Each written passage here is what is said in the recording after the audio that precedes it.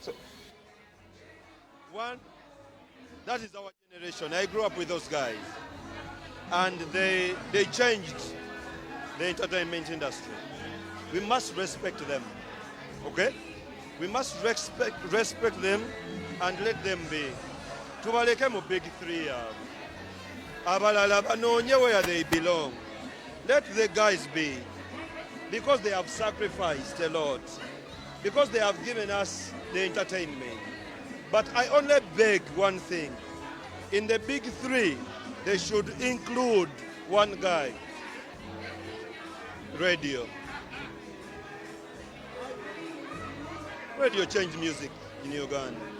The sound, the writing, the tone, everything.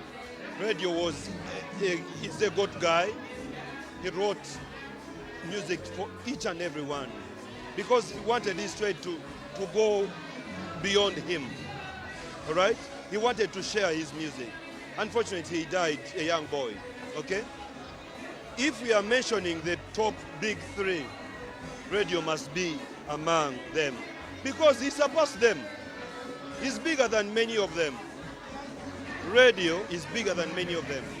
Music, writing, productions, and everything. Radio must be in the same package. John Ssegawa nga awendo woza is a veteran artist. Bakwa muloza ba artist bayina kuba bayimbi. Abadde ku stage muzanyi wa film so awandika comment ye ebe ina kyesobola okubanga egamba. Buli omu ayina kyagamba. Nze ekyo Uncle John kyayogedde.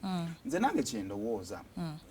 Bwe tubeera mu society buli omu walowooza nti nina kumala kujjawo keeza namala kujjawo gundi bw'aba avuddewo gundi alinga yannemesezza okutuuka wentuse kyoba abantu abamu lwaki abantu ababakuba ebikono bangi kubanga abalowooza nti bye musobola okukola babikola nabo baki bangi kubanga naye gwogambye nti aveewo nange nzije kitegeeza waliwo asobola okukuba naawe oveewo naye akole ki ajje naye bw'ojja n'okola ate ggwe ekikyo kiyinza okubeera kizibu okukuba ekikono okuva olwansonga at the end of the day n'abakisobola batono so nze bwe ndowooza era katwala omukisa guno okwebaza abambu abatuwadde content eyo mwebale nnyo mwebalire ddala kale katanga tuvuddewo Uncle Bula yali yatugamba akomawo Uncle